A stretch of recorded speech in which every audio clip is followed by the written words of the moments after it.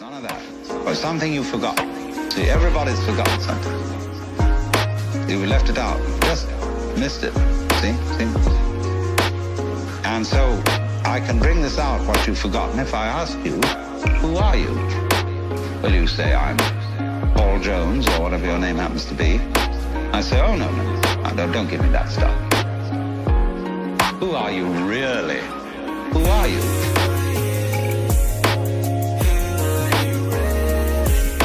Who are you?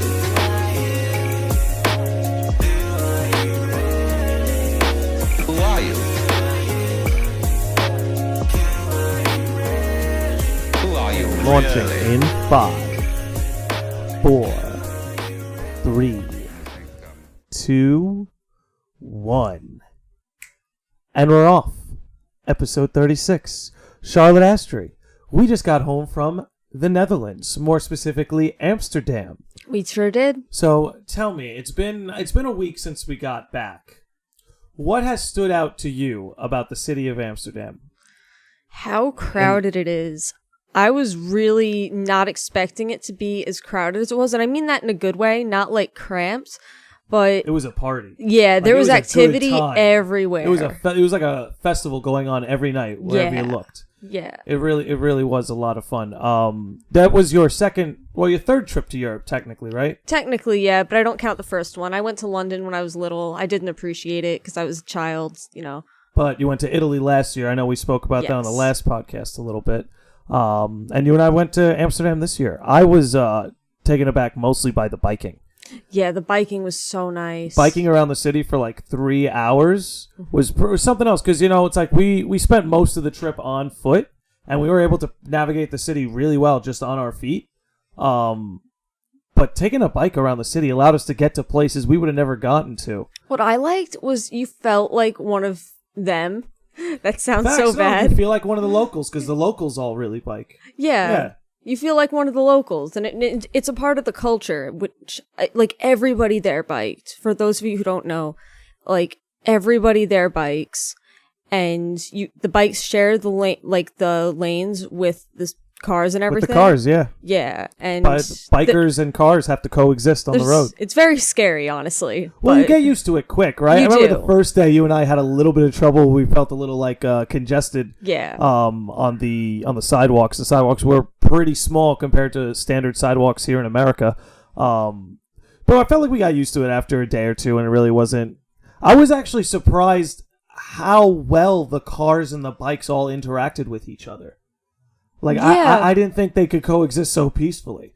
It's like True. none of the cars drove faster than like 15, 20 miles an hour. That's very true. It was all bike-friendly speeds, which I thought was really cool. So, let's talk about the food a little bit. Oh, the food. Let's talk about the food. That was probably my favorite part. Well, yeah, it was absolutely delicious. Well, I think one thing we learned about the Dutch is there's much more selection from their culture when it comes to like breakfast and lunch. Yeah. As opposed to dinner. Dinner was like a real free-for-all of anything you could imagine, from Korean to Italian to Mexican to Greek. Well, that's what they had. We could have had the traditional Dutch specialties. We were offered like some traditional Dutch dishes. And we just said no. We just said no.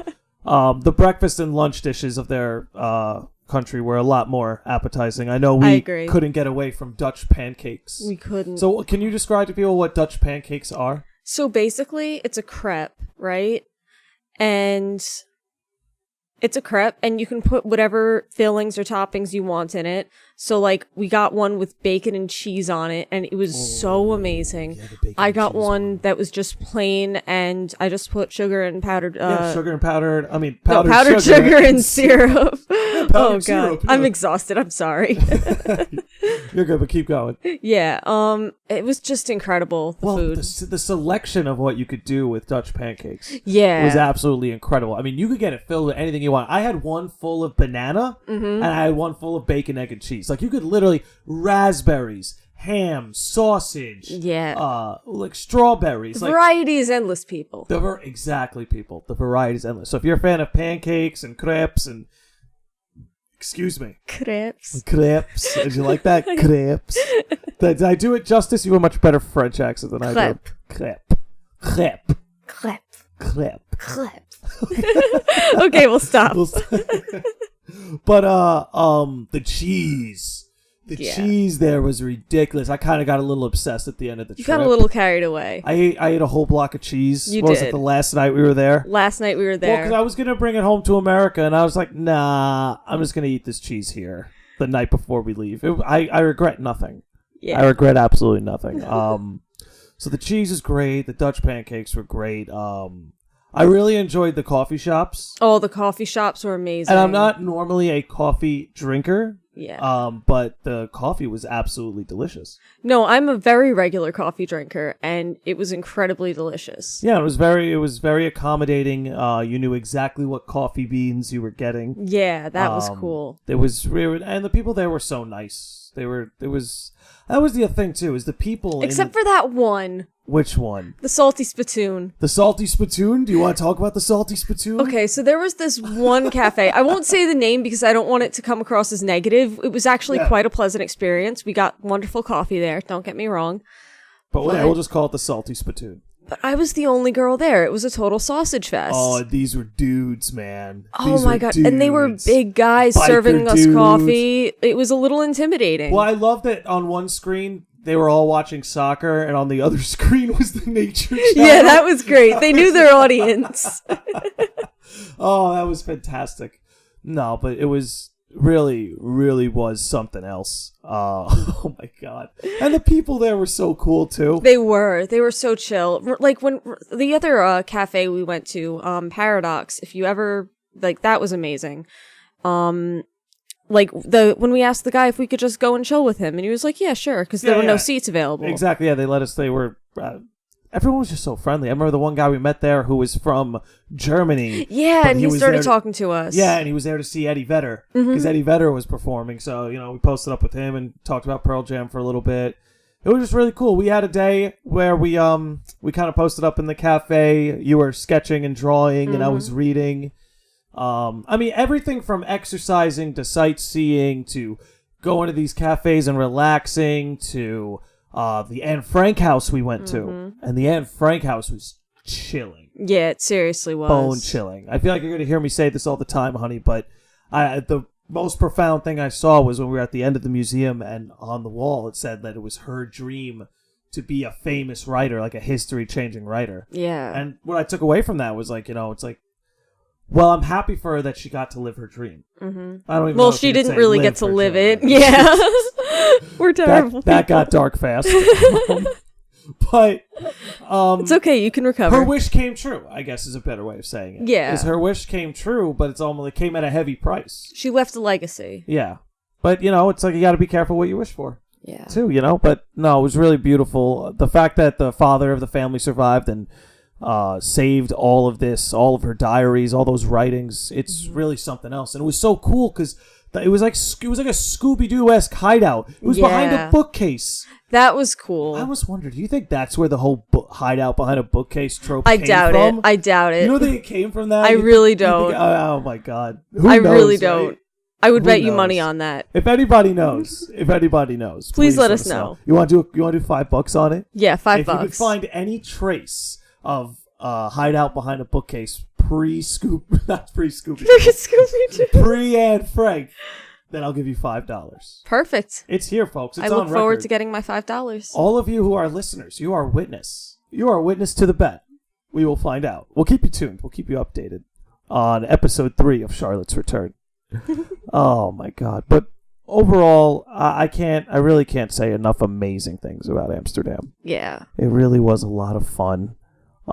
We met some cool people. The food was so delicious. Do you remember when we went to the Italian restaurant and they kept running out of things? Yeah. Here's the thing. Things are a little bit different in Europe, right? It's like they have higher food restrictions than they do here in America. So like the food can't be as processed or injected with preservatives. And like, they need to keep it fresh. fresher. So this restaurant, at least, I don't know if it's the same for all restaurants, but this one, at least, you could tell that they have like a limited supply daily of food that comes in. So we go in, we order the spaghetti bolognese. Oh, I'm so sorry, we don't have any of that left. Oh, that's okay. We asked for, what was it, bruschetta and apps. And First we had for spaghetti bolognese, and Yeah. then we asked for like a chicken dish, or there was another yeah, dish. there was another and they dish. didn't have that either. Yeah. So we were like, you know what? Do you guys have your appetizers? And they said, yeah. It's like, all right, so we'll sit here, we'll have a couple drinks, and we'll just enjoy some appetizers. And then you can take it from there. I think that's where you were heading. Yeah, and then we get the appetizers, and you can tell that the bread and the bruschetta is different. Like, you could tell that it was sandwich bread that they had toasted and, like, kind of used a cookie cutter to get the shape of. And I was just thinking, like, I had no problem with it. It was absolutely still delicious. delicious. Yeah, That's the don't thing. get me It was still wrong. I'm not delicious. complaining, but I know exactly what happened. That waitress just looked the chef in the eye and told him, no, you're not going to let this happen to me. These people are going to get their food. I You're bet not you sending me anything. back there to say that we don't have the bruschetta, Yeah. which was delicious. Oh by my the god, way. the cheese. The first Again, one that the came out cheese. that was on the better bread was out of this world. It was insane. And what'd you just say? Was it the cheese? The cheese. Cheese, ladies and gentlemen. If you go to the Netherlands and you do not indulge in cheese, you're missing out. You really are. Where did we go? We went to like a bar one night and we got those cheese sticks. And I fell in love. Oh, those were so These good. fried and breaded cheese sticks. Oh, those were. We did partake in Dutch cuisine because those are Dutch. Those are Dutch. Yeah. I suppose. But that's more of a snack. It's not like an entree. It's something. It's something. But oh my god, I fell in love. We don't have anything like that here. I mean, you have mozzarella sticks, right? Yeah. But it's like there was something about the cheese in those cheese sticks I preferred to like the mozzarella. Yeah, we it was have kind here. of like. It was richer. Imagine an egg roll wrapping, but without it being deep fried, and Perfect. melted cheese in the middle. They even give you like this Asian like sweet and sour sauce with it, and it's delicious. It is absolutely delicious. And well, you know what we haven't talked about is the Stroopwafels. Oh, The goddamn Stroopwafels. I had at least 27 Stroopwafels this vacation from our hotel alone. I probably had maybe close to like 21, 22. Yeah. These Stroopwafels, you're so much better at describing food than I am. Can you tell them what the fuck a Stroopwafel is? That's kind of a problem, but No, anyway. it isn't. It's beautiful. I love a woman who eats. Oh, okay. Anyway, so it's like this kind of maple syrupy stuff in the middle of what are like very thin waffles, almost kind of like a graham cracker, but not really. It's like cinnamon. Look up a picture, you'll get the idea. Anyway, these things were amazing, especially after the cafe visits. We definitely needed them. Well, yeah, we needed something to balance out all the caffeine. Yeah. And the Stroopwafels definitely did a good job. And they had, the hotel we stayed at was brilliant. The Linden Hotel. Yeah. So if any of you go to Amsterdam, well, we actually highly recommend the Linden Hotel. They're the ones who laid out the Stroopwafels for everybody. They had great mint water that you could take. And in the morning, they had the pastries. Mm-hmm. And the pastries were ridiculous, which that's what we need to talk about, the ice cream. Oh, the ice cream was really good too. Oh my god. It was good. I got this, what was it? It was like a strawberry cheesecake ice cream cone. And it was, I didn't even know something like this could exist. Oh. What is it, Charlotte? What is it about Europe? That Higher food restrictions. yeah, because you came home They from Italy. care about their food. Because you came home from Italy talking just like this. And like Yeah. that was my first time ever being in Europe, going to Amsterdam with you. And now I get it. Yeah. Now I get it. You have to experience it to get it. Like, that's for sure. That's for sure. Well, let's talk about the not so good, which had nothing to do with Amsterdam at all. Oh, that was the airport. If anyone flies with Norwegian, just know you give them time to check you in. What was it? It was a 2-hour check-in at the fucking 2.5 airport? hour check-in. 2.5 hour check-in. And we were losing our minds. We got to the airport like 4 or 5 hours early. Thank God. Yeah. Thank God. Because we were like, something's going to happen. There's going to be something about this. I don't know.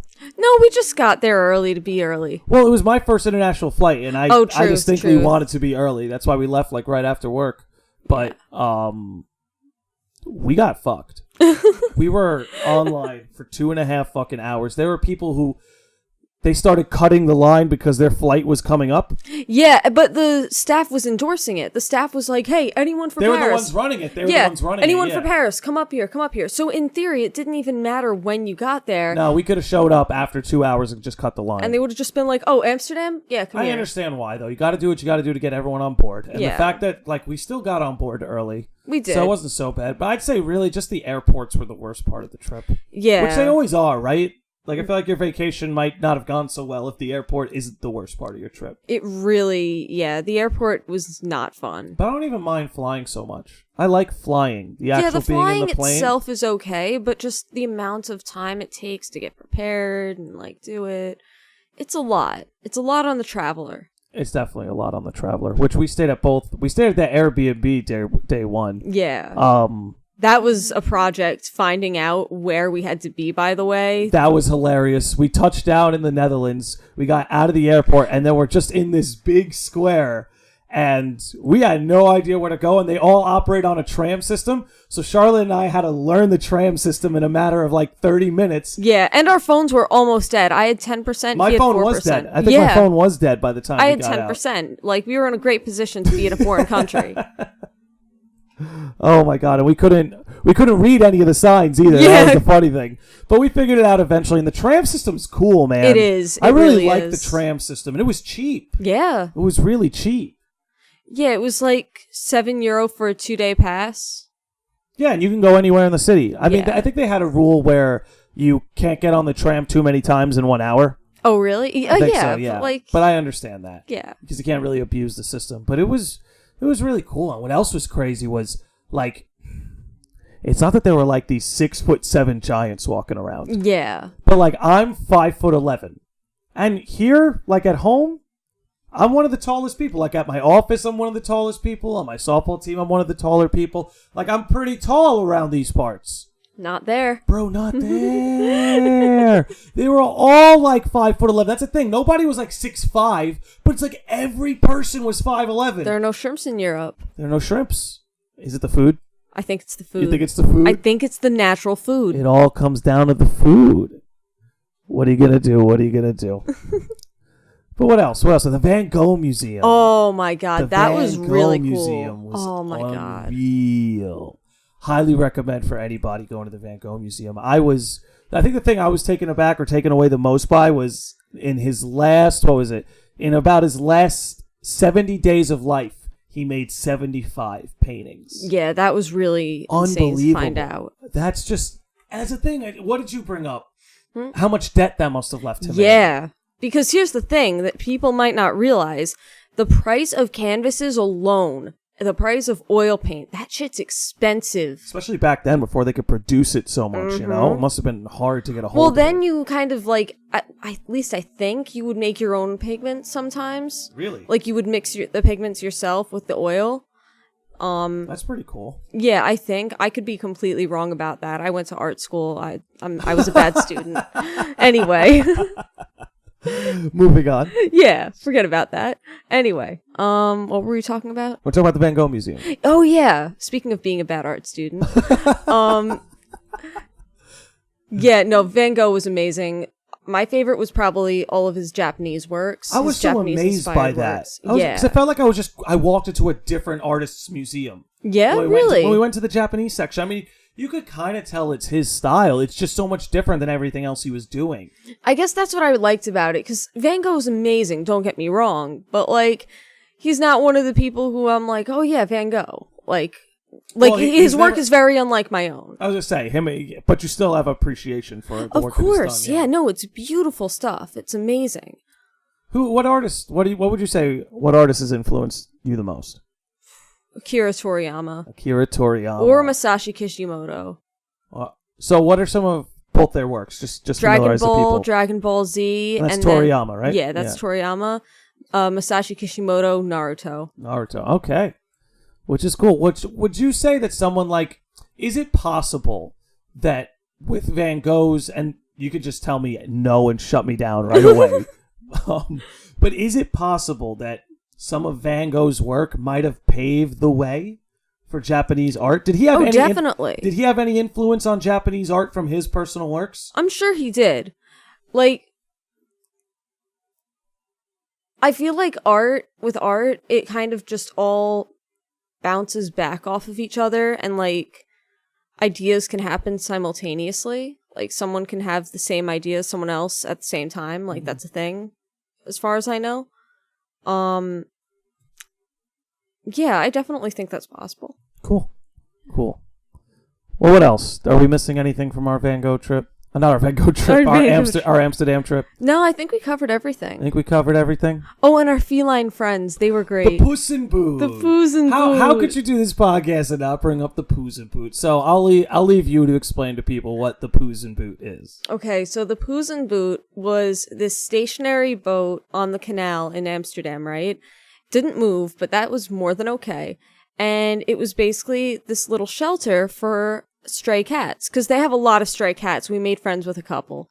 They were really cute. Well, it's worth saying that all like the stray cats in Amsterdam were incredibly friendly. They were. Yeah. They really were. But this boat, they have, like, they take all these stray cats in. There must have been about 20 of them. They send in about, 4 to 6 people at a time, and you get 20 minutes to play with the cats. Yeah, and they're all really playful. They were. And they're really sweet. There's Except this one Samus. cat, except for Samus.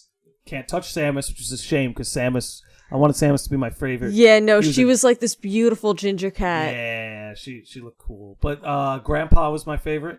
Yeah, oh, beautiful black cat. Grandpa was my favorite because he just wanted to chill. I think Smokey was playing with my shoelaces. No, it was very cool. It was a cool little experience. You could adopt the cats, and you donate to the shelter when you go to visit.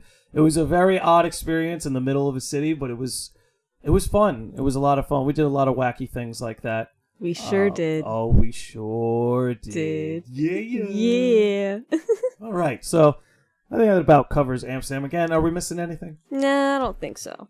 Well, thank you for having. We can always come back to it. We can always come back to it. Amen. But I want to thank you, the city of New Amsterdam, New Amsterdam, for having us. I was. Yes, thank you, Amsterdam.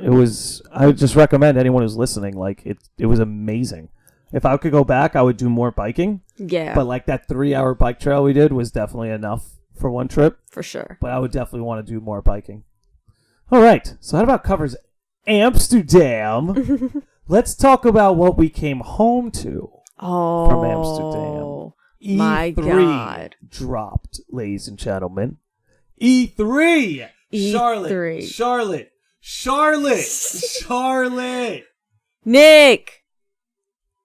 What were your biggest takeaways from E3? We can go one by one and dive in. Let's go. So I guess if I had to pick a top 3, top 4, top 5, Animal Crossing New Horizons is my absolute number one thing I'm most excited for. Over Persona 5 The Royal?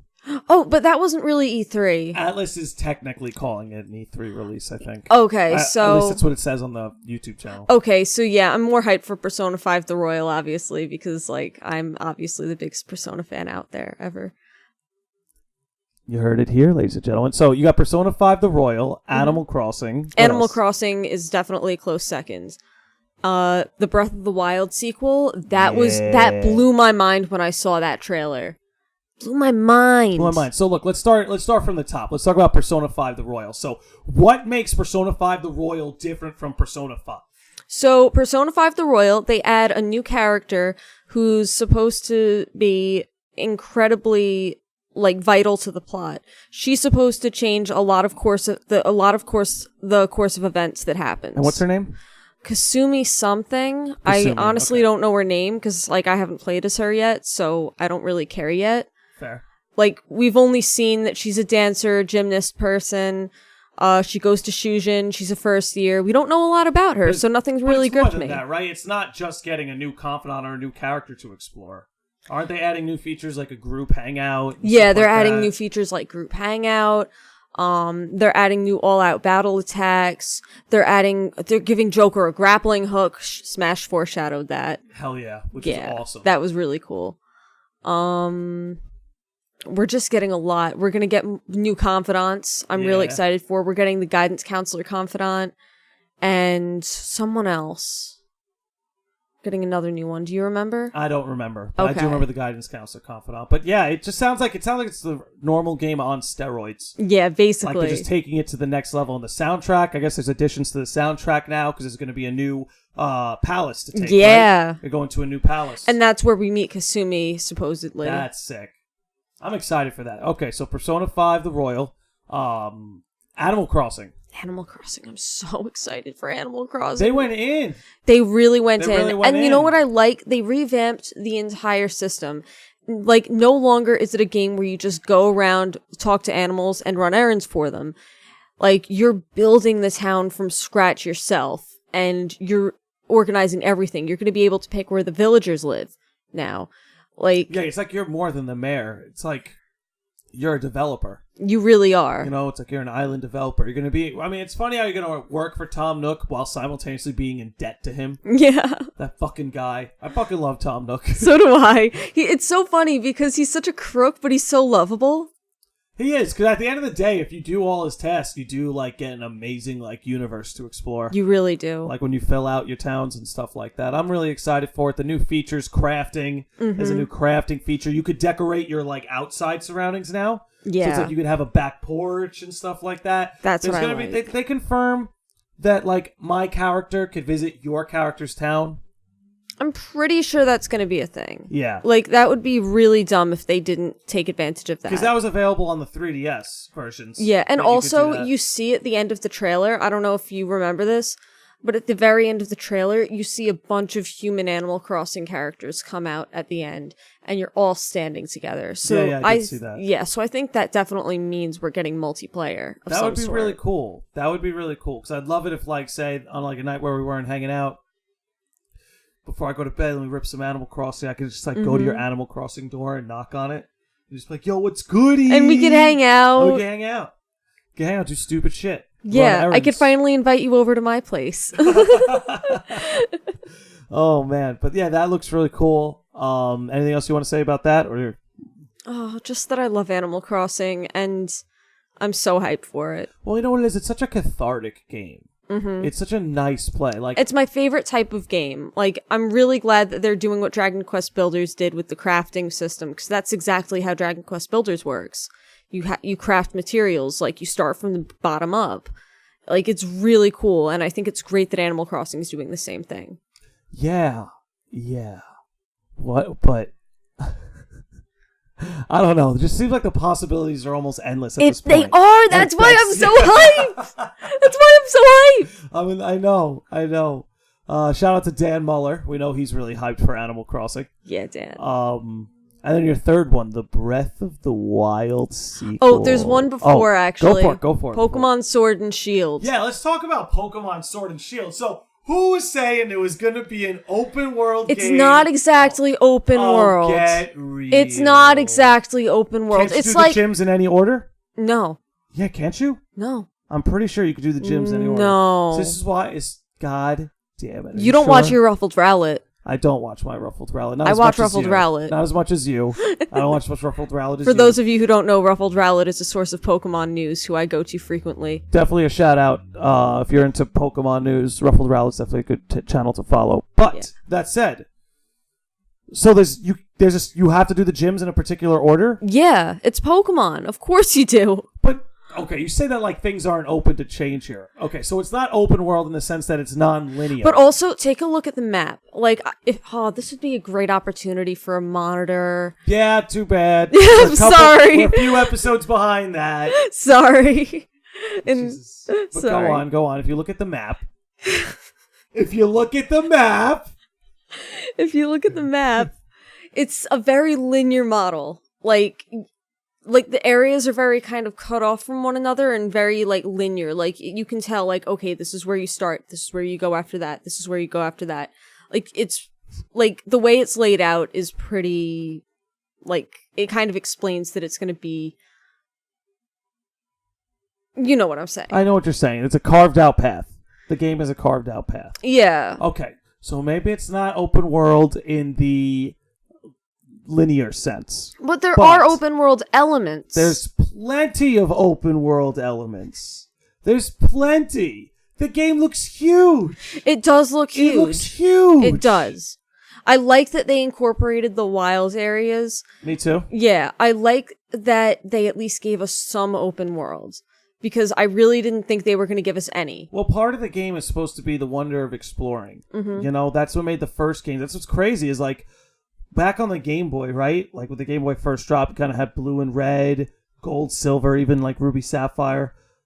Those games were huge. Like, those are some of the biggest gaming maps available to you for the time. But as gaming grew, the Pokemon landscapes didn't. I feel like this was the first time they took a stride to bring their gaming landscape up to par with gaming as it is today. That's very true. I think they did as well.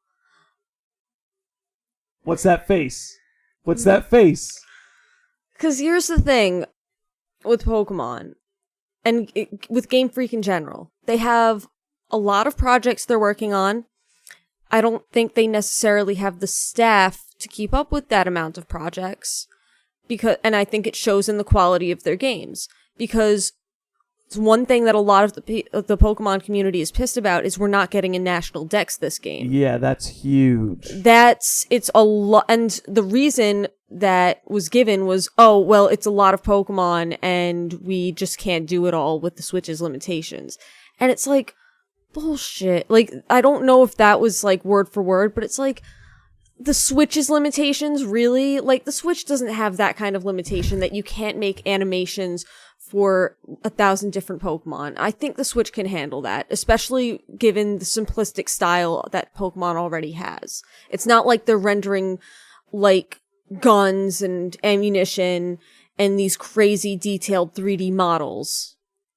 Charlotte Ashe, you're throwing fire on I'm not throwing fire! I'm not throwing fire! I'm not trying to throw fire! No, I love Game Freak and everything it does. I'm just trying to explain the other, like, the people who are pissed, like, what they're feeling. There's a lot of truth in what you're saying. And I would agree with you. I think it is a little bit ridiculous that that not only they put it off on the quote-unquote Switch's limitations, but that they can't keep up a project that they've been keeping up for years. It's not like National Dexing was anything new. And they were able to handle it all the way up until Sun and Moon. Exactly. Which was like 2 years ago. So it's like, why can't they do that now? On a much more limited system, mind exactly. you. So yeah, I'm with you where like if they really did say that it was about the Switch's limitations. I could be wrong that they said that it was about the Switch's limitations. I could be wrong about that. Even still, it only speaks to your point that the real limitation is like what you're saying. Maybe they're staffed. Maybe they're understaffed. And not even understaffed, but they're pressured to, like, they're pressured, I think, from the fan base. This is what Ruffled Rowlet was saying. Like, bless that man. Like, he was saying that basically, like, the Game Freak is being rushed by the fan base to get a game out every year. And they can't take the time to develop. So it's not necessarily even that Game Freak is being lazy. It's just that they don't have the time or the resources to be pumping out games every year at the quality that, like, hardcore fans want. But then again, aren't Pokemon sales better than any other franchise in gaming? That I don't know. Even if they aren't, right? They're among the best. For sure. Let's be real. Game Freak, when it comes to their sale of Pokemon games, is more consistent and is definitely in the top percentile in terms of quantity of sale. Yeah. So even if, as they are staffed now, they don't have the resources, given their sales, I feel like it's not absurd that maybe Game Freak should consider expanding and should consider going another level because their sales are fantastic and they're only going to get better. Because let's be real, you and I are not going to stop playing Pokemon. Yeah, and also, not for nothing, but that game Town that they're coming out with, it looks okay. It doesn't look bad. It does look pretty good, and I like that. And maybe that's exactly what they're doing. And maybe with Town, they are expanding a little bit and they're trying to open into new projects, which is cool. But I'm excited. What do you think of the, what do they call them? The giant Pokemon. They were the Dynamaxing? The Dynamaxing. I think that's pretty cool. At first I was like, oh my god, this is the dumbest gimmick ever. It looked a little gimmicky at first. But when they said that you only have 3 turns with it, that's a game. Battle. Yeah, once per battle. That's a game changer. That is a real game changer. That's a real game changer. And it makes it more like chess, you know? Yeah. The more you can make turn-based combat like chess, the better. It's what Persona 5 did really well. Yeah, it did. But Yeah, no, it looks really exciting. The models of the Pokemon we've seen so far, cool. Wooloo and Yamper. I love Yamper. Oh my god. Everybody loves Yamper. Everyone loves Wooloo. Pokemon community is going crazy over Wooloo. The fucking sheep Pokemon. The amount of memes I see about Wooloo on the daily now. Wooloo is very memeable, and the name is just fun to say. It is fun. Wooloo. Wooloo. Wooloo. Wooloo. Okay. Okay. Moving on. So, anything else with Pokemon? No, I mean, I critiqued Game Freak, and they're never going to sponsor me now, so it's cool. Oh, they'll sponsor you one day. Maybe, right? The Breath of the Wild sequel. that was intense. That trailer, and the fact that Zelda's in there, you can play as with Zelda there. That Zelda's with you, yeah. Yeah. We don't know, but that's the thing. There's so much we don't know, right? Because we didn't see any gameplay, right? We only really saw a true. cutscene. Yeah, so we don't know for sure. But the rumor is that Zelda might be temporarily playable. Because, if you notice, she got the haircut, right? Mm-hmm. Yeah. And the reason why, one of the reasons it's going around, or one of the rumors that's going around, is they cut her hair because it's easier to animate as a character. Oh, really? Yeah, that's why if you notice, a lot of female characters in gaming either have their hair tied back or it's cut short. Right. You can look at Tomb Raider for an example. It's why they cut Bayonetta's hair in Bayonetta 2. Okay. So a lot of people are rumoring because Zelda's hair was cut short that she's going to be playable at some point. That would be so sick. It's a cool little rumor. It's not a lot to go off of, because in Japanese tradition, women cutting their hair from long to short, or at least shorter. It's symbolizes death of of an old habit, or the death of an old way, a rebirth in a sense. Yeah, it's almost like a baptism in some regards. You see that in Final Fantasy IX when Garnet cuts her hair. Yeah, when she decides to change her name. Awesome scene, might I add. Very awesome scene. But Ganon corpse. Yeah, that freaked me out. Corpse. Ganon corpse. Ganon corpse. Ganondorf is back. Yeah, that's insane. We haven't had Ganondorf since Twilight Princess. That was over that's 10 years ago. That's big. Let's be real. He's a fan favorite, and we haven't had him back. Ganondorf was the first time I saw the devil. Yeah. Me watching my brother play Ocarina of Time when I was 3 or 4 years old, when I saw Ganondorf, that was the devil. That's the first time I saw the devil. Motherfucking King of Thieves. Poor little Nick Landy. Oh, it made him into the man he is today. But I'm so excited. The thing that bothers me the most is we don't know anything. We don't. We don't know any of the new gameplay. We don't know of any new parts on the map. We don't know what's going to happen. A lot of people think we're going to go Twilight. Princess. The Twilight Realm is going to come. Oh, really? So it's you're going to explore the same Hyrule, except now it's the Twilight Realm. Oh shit! So basically, what they did with Link Between Worlds, something like that. You just go to a new world. There was Hyrule, and then there was Lorule. Yep. Okay. We don't. But that's the thing is, we don't know. But there were a lot of Twilight elements in there. Who do you think? You know the blue hand that was keeping Ganondorf sealed? That saved Link and Zelda at the end of the trailer? Yeah. Whose hand do you think that is? Oh, I have no idea. You have no idea? I have no idea. Some people think it might be Midna. Some people think it might be Fi. I don't know who those people are. Did you ever play Twilight Princess? No. That explains why you don't know them. Exactly. But yeah, a lot of people are theorizing of who that might be. So, who knows? Who knows? I want to... Oh, Jesus. Oh, Jesus. What do you think? What are you most excited for when it comes to Breath of the Wild 2? Honestly, just the open world gameplay. Would you feel gypped if they just gave you the same old Hyrule back? Honestly, yeah, I would. The map has to expand, right? And it has to really expand. If you're I don't know if I would be if they gave me the same exact Hyrule, with no upgrades, no new towns, no new something. And just make it darker, I won't be ecstatic. Honestly, no, I actually wouldn't feel good about it. I mean, you're giving us a whole new game. It's an open world. You've turned yourself into an open world game, right? Mm-hmm. Legend of Zelda made the leap and they turned themselves into an open world game.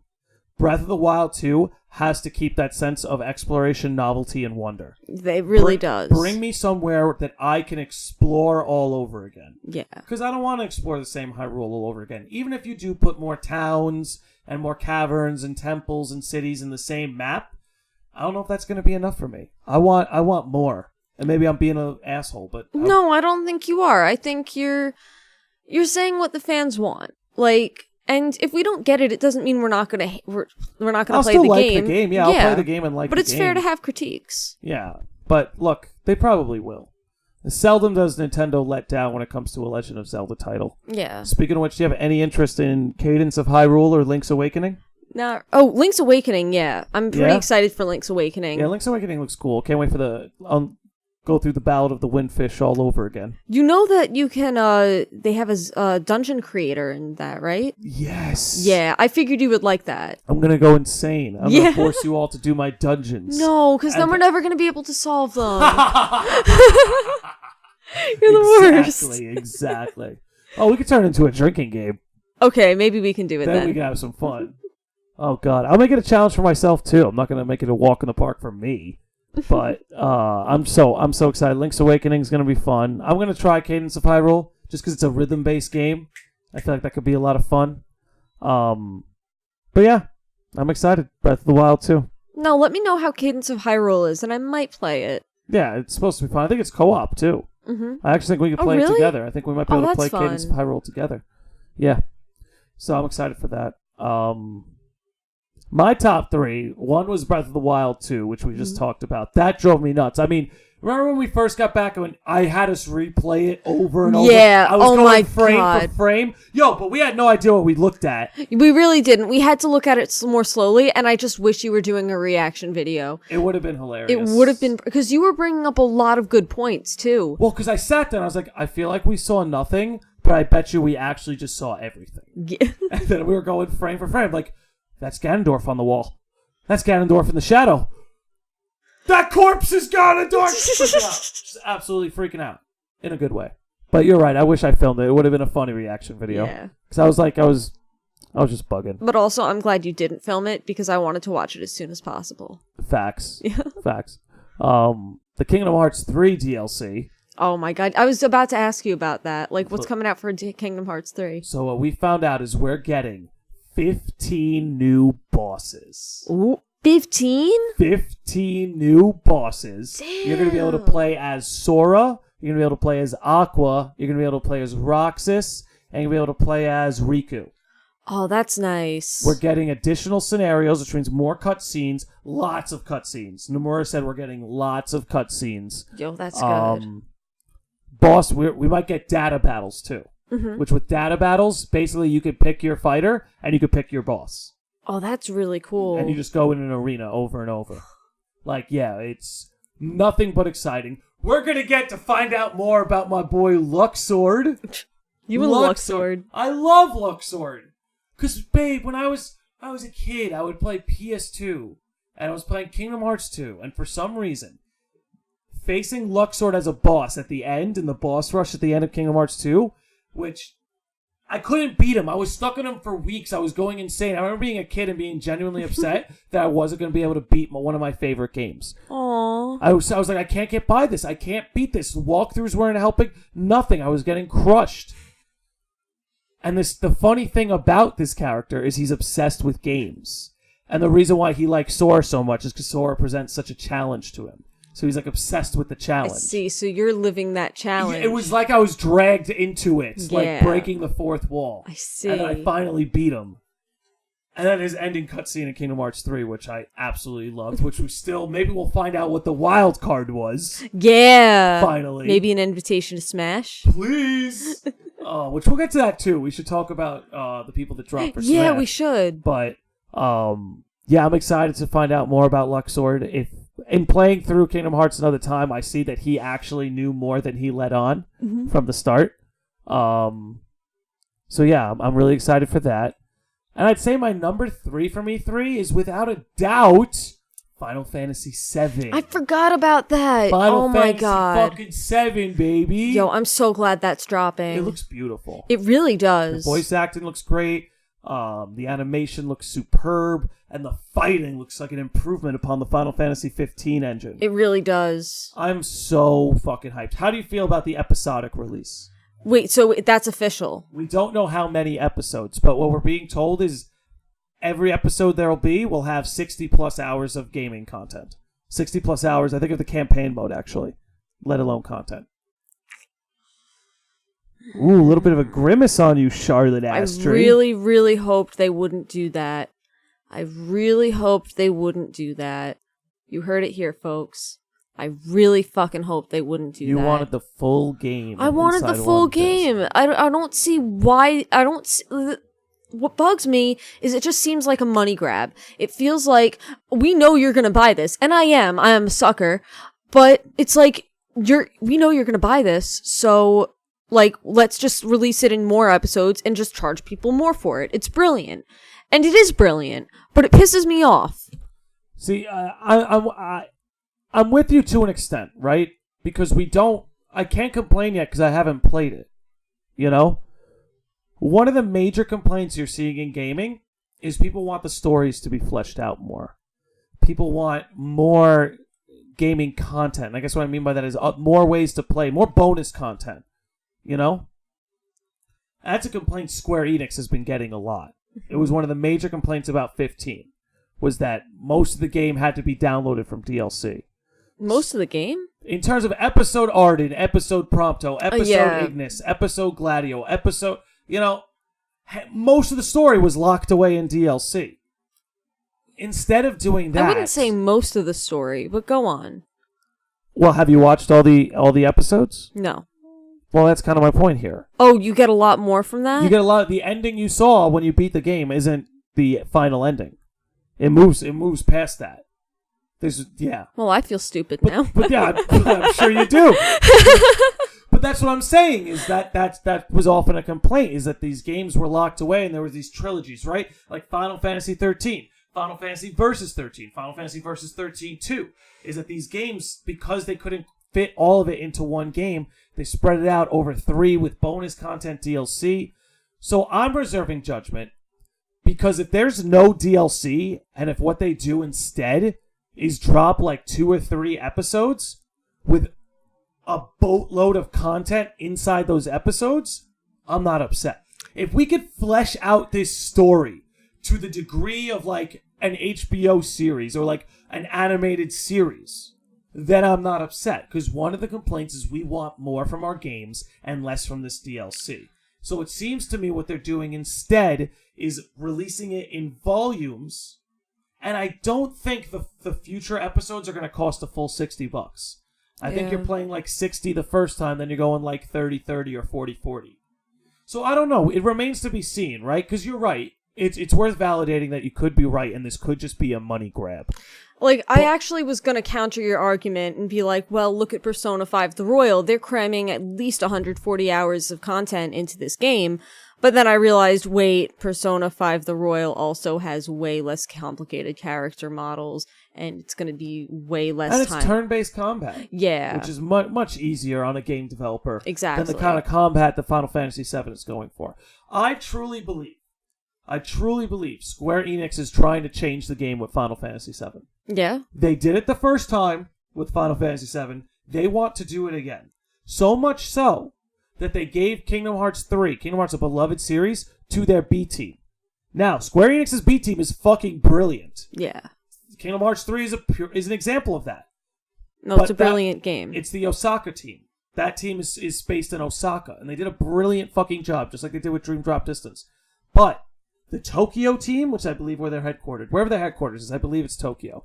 But their Tokyo team has been locked in on Final Fantasy VII. Tetsuya Nomura wants to change the game with Final Fantasy VII. Oh, that's awesome. So I'm going to give him the benefit of the doubt. I'm going to give that whole team the benefit of the doubt. Because from what we saw, it looks fucking amazing. It really does. You know, so that's kind of my thing. It's like, if they deliver, I'm fine with them trying a different model of shelling out a story. Yeah. You know, so you don't have to do episode Tifa and episode Aerith and episode Barrett. I agree with that. You know, you could flesh these things out. I just don't little. understand why you can't just release a whole game anymore. You have to add DLC. I get it. It's like a way to make money. It's a way to make money, but also like let's not act like that hasn't worked in our benefit. I mean, there are some games who kind of all they really did was cut content and they rewrapped it for you. Yeah, true. You know, Soul Calibur did that. Yeah. I truly believe Soul Calibur did that, is they just cut content and rewrapped it for you. But let's look at Breath of the Wild. They gave us whole new fucking explorations. That's very whole true. new adventures. Yeah. That we just downloaded into the game. I think that was quality, because the game they gave us originally was already huge. It was already massive. And they just shopped in new adventures. I don't think all DLC is bad. I agree with you that their companies now, what they're doing is they're not giving you the full game on release. Yeah. And they're having you pay to get more. And don't get me wrong, people. Like, I'm gonna do it. I'm gonna buy the DLC. I'm just like, I just don't get why. I just love the Persona series for a variety of reasons, and this is one of them. They released true. everything. Cosmetics was the only DLC, yeah, right? Cosmetics was the only DLC. Yeah. I like that. Yeah. Yeah. I like that. If things like cosmetics are the only DLC, I'm cool with that. And look, there are games I love that are guilty of this right now. But I agree with you. I wish games were more fleshed out and full. But you know what it is? It's like some games have already done this, right? There's like remastered versions. Yeah, that's true. Final mix version, like or director's cut version. Mm-hmm. You know, so I get it. But I'm with you. I'd like to see more of the Breath of the Wild model where you get that full game and then they just patch in cool new exploratories. I just made that word up. Did you like that? I did. Exploratory? Exploratory. Maybe I didn't make it up. I feel like that's a real word. It could be. Yeah. We'll figure it out. But yeah, I'm excited. I'm really excited for Final Fantasy VII. There was so much to be excited about, and I can't wait. There really was. There really was a lot to be excited about. Other game I'm so excited for, Dragon Quest Builders 2. I know. Dragon Quest, that was a game I thoroughly enjoyed watching you play. Yeah, you would love it. It's a I'm world sure builder. I'm sure I would. But I can't do both Animal Crossing and Dragon Quest Builders. Okay, too. that's fair. I've only got room for one world builder. That's fair.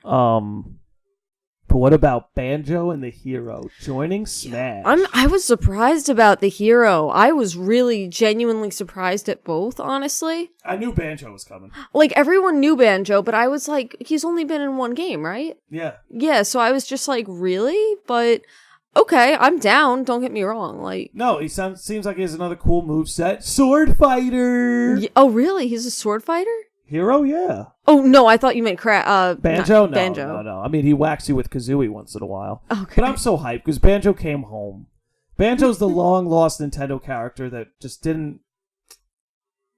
He was a Rareware property back in the day, but Rareware and Nintendo had such a close relationship that Banjo was in Diddy Kong Racing. Yeah. And Banjo-Kazooie and Banjo-Tooie both dropped on the N64. Like, Banjo and Rareware used to make all the old Donkey Kong games back when the Donkey Kong games were fucking good. But then Microsoft bought Rareware, and we lost Banjo. But Banjo belongs with Nintendo. For sure. I really hope eventually Nintendo could buy the IP from Microsoft. But we'll see. We will see. Who are you more excited for, Banjo or the Hero? The Hero, only because I haven't played Banjo-Kazooie, and I have and played... you have played Dragon Quest. Yeah, so... Otherwise, honestly, I wouldn't be that hyped for either, like, worst Nintendo fan ever, but... Well, neither of them are a Nintendo character. True. That's the thing. I was hoping we'd get Sora for Smash. It was a pipe dream. You never know, it could still happen. It's so much less likely now, though, because the Hero is a Square Enix character. Yeah, true. Square already has their rep. They already got their rep in. We're going to have to wait till the next one for Sora. That's at least what I think, people. I'm not trying to say Sora for Smash is dead, but it's on life support. It's truly on life support. There's not many fighters left in this pack. Square Enix already has their rep. I mean, look, you know me, hon. I'd love to see it more than anybody. You would. You know that. I'd love to see Sora for Smash more than anybody, but the dream's probably dead. Wah, wah, wah. On a brighter note, we went to Alex Gray's Chapel of Sacred Mirrors yesterday. We did. And that was unbelievable. So, for those who don't know, there's these two artists, Alex and Alison Gray. They own a property upstate near Fishkill, Wappingers, that area. And basically, they just have a place where I think once a month on the full moon, they did it this year on the summer solstice, but once a month on the full moon, they get people together. They do a giant bonfire. You could walk through the museum of their art, which is like almost kind of like a homey vibe. It's like a little home. There's Wisdom Trail, which we took Wisdom Trail. We did take the Wisdom Trail. Man, it was just cool. It was just a very different experience. It was. Well, it was very nice. What was your favorite part? Well, the cafe was definitely a highlight. Not my favorite part, but a highlight. The food was delicious. We got a nice little meal. But the art, man. The art, man. It was so cool. Obviously, really like, cool. the art was amazing. Yeah, they're both very, very talented. Yeah. It pops. How did they get the paint to look so vibrant? Honestly, that's what I'm trying to figure out, too. Because, like, I can never get my colors like that. It was glowing, right? Yeah. It was, like, ready to... Well, that might be varnish. Like, how they get it to kind of pop that way. The fuck is varnish? Huh? It's like, it's this glossy shit you put over your paintings, and it makes it kind of shine a little more. Maybe it was varnish, because it was like looking at holograms. Yeah, they were like, beautiful. The paintings were holograms. It's like, the amount of detail that went into each one, it's unreal to me. How do you have that kind of patience to just, like... How long do you think it takes them to make one of those pieces? Well, they have assistants, and it's, like, for obvious reasons. Of course. So... How long would it take one person to do one of those pieces? I mean, like... If it was me, like... On that scale... I would say at least, like, 40, 50 hours, at the very least. Wow. At least that's what it would probably take me. That's crazy. Like, if I was trying to paint something Alex Gray-esque. They're so beautiful. Yeah, They're they really beautiful. are. Like, I really loved the Muse one. That's the one, like, we came away with talking about a lot. But the Muse painting of the painter was kind of looking off in the distance, and there was this eye in the sky, and it was like beaming creativity into their heart. It was just such a beautiful painting, and that's the best way to put it. Wisdom Trail was really cool. Wisdom Trail was nice. It was nice to get out in nature. Nice to get out in nature, and, like, what did you think of those, like, bark carvings of, like, humanoid Oh, those statues? were really cool. Those were impressive. Those were insane. Yeah. Man. I can't imagine how you would even make that. No, I can't either, because you have to bend the wood a certain way. Like, it has to be pliable enough to not break. I mean, I'm really impressed that they did that. Yeah, it was... There's just so much art everywhere. Like, even on the trails, you're just bumping into these random, like, nature exhibits. Yeah. With, like statues or shrines or, like, even the little pathways, right? They had those stones and leaves, like, set up. Like, somebody set that up to look that way. Like, the whole thing was just a work of art. It really was. Everything there was... There was attention to detail in every part that we saw. That's a great way of putting it. There truly was attention to detail. The fire at the end was cool. That bonfire. Yeah, that was awesome. Huge, they put fireworks in the bonfire. That freaked me out at first. Yo, because we didn't see it coming. We didn't. We thought we were just getting around for a bonfire, and these fireworks are exploding like, what, 15 feet in front of us? Yeah, it was the closest I'd ever been to us. fireworks. Oh my goodness, it was beautiful. It really was. It was beautiful. Like, it was... You could tell that artists were in charge of this event. Yeah. And the ride really wasn't even so bad. I mean, it was like 2 hours. Yeah, with traffic. Yeah. Like, I think without traffic, you could probably make that trip in an hour and a half. That's what it took to get home, I think. It was only like an hour 45. Oh, nice. Yeah. I was asleep, so I wouldn't know. You slept the whole way home. I did? You slept the whole way home. Oh, that's hilarious. Yeah. I didn't even know. Well, yeah, because you went to bed and woke up in the driveway. Yeah. Oh, my No, God. I woke up for Taco Bell. Oh, did I say driveway? I meant drive-through. Yeah. Excuse me. But yeah, I mean, listen, if anybody, any of you art nerds out there or any other artists listening, look up the Chapel of Sacred Mirrors. Highly recommend going to one of their events. It was really cool. The people were really chill. Yeah, they were all really chill people. People were really chill. It was nice. It was just a good vibe. There were people on the grass just like laughing like hyenas. Yeah, just thinking about consciousness. Like, that's the type of event this was. Exactly. It was great. It's people just walking through the wonder of existence. Yeah, it was beautiful. On the Wisdom Trail.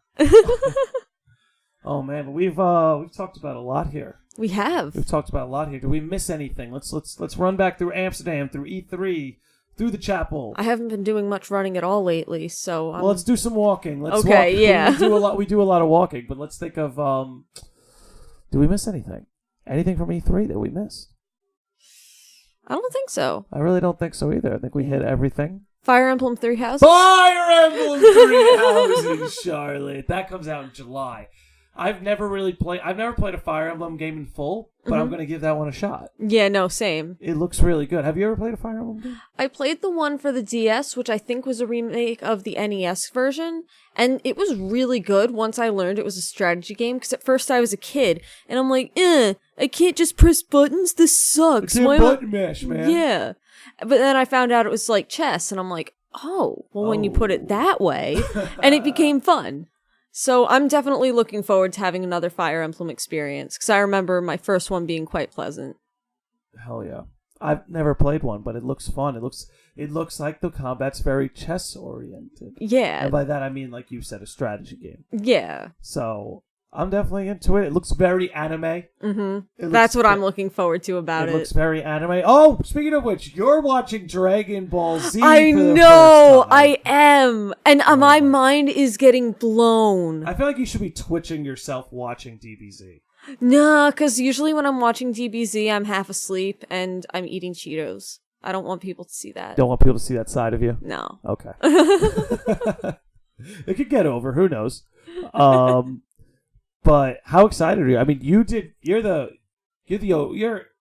deserve praise for going through all of Dragon Ball with all the filler. Yes. And you're going through all of DBZ with all the filler. And what saga are you up to right now? Right now, I'm up to the Android saga. Oh, and my it God. is blowing my mind. We just saw Trunks for the first time. Can I talk about it on here? You can spoil it. Okay, People have had their chance. Okay. Oh no, that means I'm susceptible to spoilers if people talk about it on the podcast. Yeah, if people talk about DBZ, you probably shouldn't listen. Oh, wow, okay. Good to know. Good thing you're pretty far, like halfway. Yeah. But go on. Anyway, so Trunks just got there, and I'm flipping out because he time traveled, and it's like, what the hell? Now they're going to time travel. This is so cool. And just everything is like, that's all I could use to describe it. You never saw this coming, did you? I never saw any of it coming. Dr. Yeah. Came back to haunt. That was insane to me. That the Red Ribbon Army, after all this time, came back. I couldn't believe it. Like, I literally thought when Goku ended the Red Ribbon Army when he was a kid, I thought, okay, that's that. It's over. It wasn't over. And now they're back. They're back. They're in back. full force. What'd you think of Vegeta's entrance in on Android 19? Or Android 20, rather. When Vegeta jumped in on Android 20. Oh, that was awesome. That was so cool to see. And then Piccolo's just like, yeah, he might even be stronger than Goku now. Oh. Like, and the state Goku's in right now where I'm at, like, I know he's going to get better, but... He's got the heart thing right now, right? Yeah, he's got the heart thing now. Yamcha stepped up and brought him home to Chi-Chi. Yeah, like Yamcha did something. Like, no, like, people knock on Yamcha. He does things. Like, he brought Goku home. Yeah, like, the B team has its purpose. The B team has its They're purpose. kind of cowards, but Yamcha, like, for good reason. They're human. They are human in a world of fist-fighting aliens. Yeah. But Yamcha's like low-tier B team. Like, Krillin and Tien are more top-tier B team. Agreed. Yamcha's like on Chaozu's level. Yamcha is about Chaozu. He's a little bit above Chaozu. Yeah. But, yeah, so that's all very exciting. Yeah. We can wrap this up. Okay. If you need to. Huh? Yeah, I gotta get going. All right, let's reround. Tell the people what you got going on, where they can find you, what to expect from you. Let them know what's up. All right, so you can expect probably around July. You can expect a lot more art coming from me, because that's when I'm getting an iPad. Other than that, gaming. Unfortunately, you won't be hearing much from me. Just with my housing situation right now, it's kind of not conducive to filming, so that's a thing. But otherwise, my art's gonna take on, and yeah. Take on, that didn't make sense. You know what I mean. You know what she means. Where can they find you? Astronomical _creative. That's ASTRE nomical _creative. And where can they find you on Twitch? On Twitch, Astronomical Creative, I think. I should check that out. Check that out. Because you're rebranding on Twitch, right? I You am were Charlotte rebranding. for a while, but Yeah. now you're going with the Astronomical Creative I am. angle. All right. And when you do start twitching again, what can they expect to watch? What do you think the next thing you twitch is? Persona 5 The Royal. Persona 5 The Royal. You don't think you're going to twitch Fire Emblem or anything like that in the meantime? You're going to take a back seat on Twitch streaming? I might, just because I got a new day job. Like, it's a lot, you know? Yeah, no, you got a new day job. You're really taking your art to the next level. Hopefully by the time I'm back on here, like next time, I'll be more up to date with the gaming. Okay, so gaming's on the back seat for right now. The art is coming to the front. Yes, it is. Ladies and gentlemen, Astronomical Creative, if you want to see cool designs, cool merch, and a very cool... What are you, Charlotte? What are you? I'm not cool, that's for sure. Oh, Charlotte. A very cool bipedal humanoid. Charlotte Astre. That's me. Thank you for tuning in, everybody. Have a great day. Follow Charlotte. Thank you for following the Landy Lodge. Shout out to the Landy Lodge sages. Good night, good day, good afternoon, wherever you All are. its galaxies, Bye. and forever and ever and ever, whatever it is beyond that. What you might call God in the Western tradition, or Brahman in Hindu philosophy, or Tao in Chinese. Every one of us is really that, but we are pretending we aren't.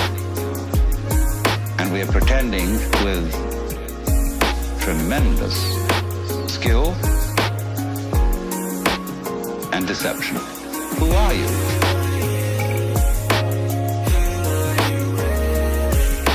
Who are you?